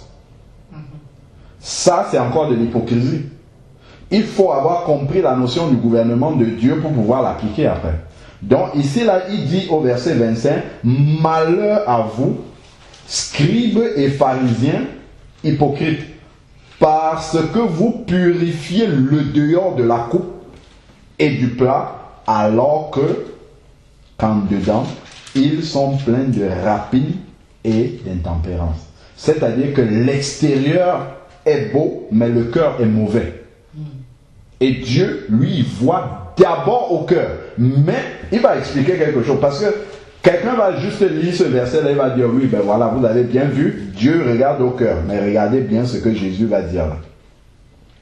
Verset 26, pharisiens aveugles, purifie, il donne un ordre. Premièrement, l'intérieur. Donc que le cœur soit d'abord propre. Mais il ne dit pas arrête-toi là. Il dit purifie premièrement l'intérieur de la coupe, dans le cœur et du plat. Il dit afin que l'extérieur aussi devienne pur. Donc au fur et à mesure que ton cœur s'attache à Dieu, se purifie, l'extérieur aussi change. C'est ce qui est écrit là. Il dit afin que, donc la purification du cœur à l'intérieur aura une incidence sur l'extérieur. Donc quelqu'un ne peut pas dire, ah moi mon cœur est attaché à Dieu et quand on regarde, non Mini, tout ça Dieu ne voit pas. Non, ça veut dire, en fait il se ment par rapport à ce verset-ci. Il dit afin que l'extérieur aussi devienne pur. Donc plus le cœur se rapproche de Dieu, plus l'apparence extérieure se rapproche aussi de ce que Dieu attend. De la sainteté de Dieu. C'est automatique.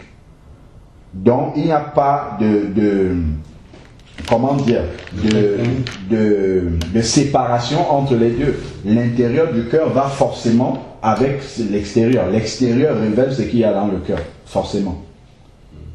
C'est important d'avoir cet équilibre-là et ne pas dire Dieu regarde seulement ceci, l'autre là il ne regarde pas. Il y a un frère qui me disait, il disait par rapport à ce sujet-là, une fois il dit que l'habit ne fait pas le moine. Mais par contre, on reconnaît le moine par son habit. L'habit ne fait pas le moine. Donc quand on voit, on va voir une soeur avec une longue jupe, tout ça, on peut dire que c'est une chrétienne. Mais par contre, quand on voit l'habit, on sait que ça là, c'est un moine forcément. Donc si on voit quelqu'un avec une longue robe, tout ça, on peut se dire que c'est une chrétienne déjà d'entrée de jeu. On peut le savoir, mais après Dieu sait vraiment, parce que lui il regarde au cœur, si réellement c'est quelqu'un qui est connecté avec lui. Par contre, quand on voit quelqu'un avec une mini, on sait déjà et c'est sûr que ça là, ça ne peut pas être quelqu'un qui est en communion avec Dieu. C'est sûr et certain. Quelqu'un qui est là provoquant comme ça, qui expose sa poitrine, les pieds, on peut être sûr et certain d'une chose, c'est que soit Dieu vient de la sauver là, à l'instant là, que peut-être n'a pas encore eu le temps de rentrer chez elle pour mettre les choses. Parce que quand l'Esprit de Dieu... En fait, c'est une question de la sainteté de Dieu. Quand l'Esprit de Dieu vient réellement habiter en soi, en fait, ce qui n'est pas conforme à la sainteté de Dieu, naturellement, en fait, on commence à l'enlever. Il n'y a même pas besoin qu'on nous dise, en fait. C'est-à-dire que si tu viens, tu exposes tes parties intimes, ainsi de suite, et que tu n'es pas dérangé ayant l'Esprit de Dieu, ça dit qu'il y a c'est pas le vrai Esprit de Dieu. Ce n'est même pas l'Esprit de Dieu du tout.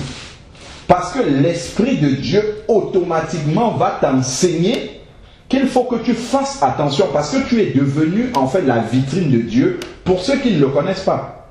Donc si tu es une vitrine, il faudrait qu'au travers de toi, qu'on voit ce que Dieu aime.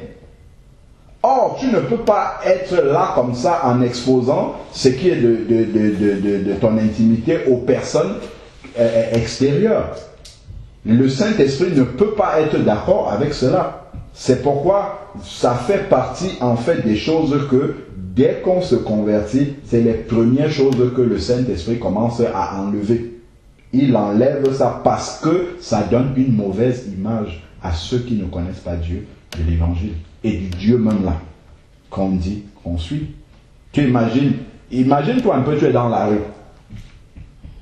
Une jeune fille t'accoste, t'aborde. Elle vient là avec les longues mèches brésiliennes qui tombent jusqu'en bas, la culotte, enfin, je sais pas moi, la jupe ici. Elle vient te parler de Dieu. Est-ce que tu peux la prendre au sérieux? Même si tu ne connais pas Dieu, est-ce que réellement tu peux la prendre au sérieux? Tu vas te demander, imaginons, elle va évangéliser des prostituées par exemple. Qu'est-ce que ces prostituées-là vont dire? Mais toi, tu es comme nous ici là. Qu'est-ce que tu veux nous apporter? Qu'est-ce que tu vas nous dire? Il y a un minimum de différence qu'elle doit voir. Avant même que tu n'ouvres la bouche pour dire Jésus a dit ceci, il y a un minimum en fait de Jésus qu'on doit voir. Quand Pierre, quand on a arrêté Jésus à Gethsémane et qu'on l'a amené au prétoire là-bas, ainsi de suite, Pierre est venu et regardait de loin. Pierre n'a pas dit à quelqu'un, je suis un disciple de Jésus. Mais quand une jeune fille arrivait, elle le regarde. Et toi, tu étais avec lui. C'est là qu'il a commencé à nier. Une deuxième personne encore, toi, tu as leur langage. En fait, il y a des choses qui ne doivent pas tromper. Quand quelqu'un est connecté à Jésus, en fait, tu n'as même pas besoin de dire. Tu arrives quelque part, tu es là. Si tu es un petit moment avec les gens, ils vont ressentir, avant même que tu n'aies parlé, ils vont ressentir qu'il y a quelque chose que toi tu as, qu'eux ils n'ont pas. Il y a des choses, des façons de faire, de parler, des mots que tu évites même dans la conversation. Tu peux être à l'école ou bien au boulot, au travail. Les gens parlent souvent, de temps en temps tu interviens, mais au bout d'un moment, les gens vont se rendre compte que par exemple, toi tu ne dis jamais de gros mots. C'est des petites choses comme ça. Hein. Après, mais comment? Mais toi, tout le monde dit des gros mots, mais pourquoi toi tu n'en dis pas? C'est des choses simples en fait. Les gens vont remarquer que en fait, il y a des choses qui différencient, sans même que tu n'aies besoin d'ouvrir la bouche pour dire je suis un enfant de Dieu, Jésus a fait ceci, ainsi de suite. Il le voit naturellement. C'est ça qu'on appelle le caractère de Christ. Et c'est ce caractère de Christ en nous qui doit grandir de plus en plus, qui doit être de plus en plus visible. À ce moment-là, quand on ouvre la bouche pour dire Jésus a dit ça, il y a de l'impact. Parce que les gens ont d'abord vu ce Jésus-là vivre au travers de nous. C'est important. Amen. Amen. Oui. Je vais me donner un exemple. Oui. Dans l'église où j'étais à Orléans, il y avait eu un mariage. Et, c'était la femme du pasteur même qui était la maman de l'église. Elle a fait son équipe d'accueil. Elles étaient toutes en super décolleté, la poitrine même, tout sortait. Et la femme du pasteur, et les filles de l'accueil, même la mariée, elles ont porté des super décolletés. Et puis, la famille de la mariée, c'est une Camerounaise. Elle est dans le peuple camerounais, il y a un là qui est très, je sais pas si c'est Bassa ou bien quoi là, très palabreux là. Voilà. Donc elle est de cette ethnie là. Et puis ils sont venus avec leur bouteille de bière, leur makossa, tout et tout. Et ils amènent. Évidemment, ils ont ramené leur nourriture autour. Les cadeaux, ils ont déposé, mais ils ont commencé à rentrer les cartons. Et puis, on est venu leur dire que non, on est des chrétiens, ça, on n'utilise pas ça ici, on ne peut pas écouter la musique païenne, on ne peut pas boire la bière ici. Donc ça, vraiment, on est désolé, mais vous ne pouvez pas rentrer avec ça. Or, avant qu'il ne vienne, il y a une dame un peu âgée dans l'église qui a appelé la femme du pasteur, qui lui a dit, ah, ma fille, regarde quand vous êtes habillée là, c'est quoi ça? C'est pas bien, les seins sont dehors, on tire le truc, ça fait pas bien. Le dos nu est jusqu'aux fesses, c'est quoi ça? C'est pas une bonne image. Elle dit, c'est comme ça que moi je veux que mes filles s'habillent. Elle dit pas, moi j'ai pas l'eau. Même pas 10 minutes après, il y a eu un incident là. Mais quand elles leur ont dit que nous on est des chrétiens, on ne boit pas, on ne danse pas le makossa. Il dit, regardez, vous êtes des chrétiens. Vous vous êtes vus là, vous êtes habillés comme des prostituées, puis il dit, regardez nos femmes. Et effectivement, elles étaient bien habillées, couvertes. Mais elles nous ont fait la leçon, la dame âgée l'a dit. Voilà ce que j'ai dit là. Voilà la honte. Quelle honte. C'est les païens qui vont nous montrer l'exemple. Nous prêcher maintenant. Ils ont raison. Ils ont raison. Mais ils nous ont lavé. C'est là on peut rien dire. Donc vous ne pouvez pas répondre. Le mari du madame pasteur, son mari, n'a même pas pu dire un mot. Il allait se mettre dans un coin. Il a dit voilà. Toujours je lui parle. Voilà. Elle va me casser mon ministère.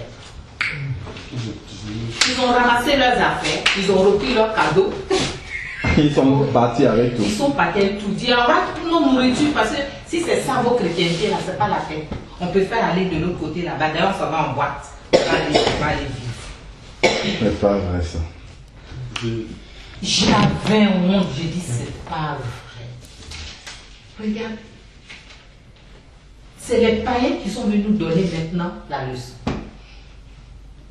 Quand on n'écoute pas Dieu, permet souvent. Oui.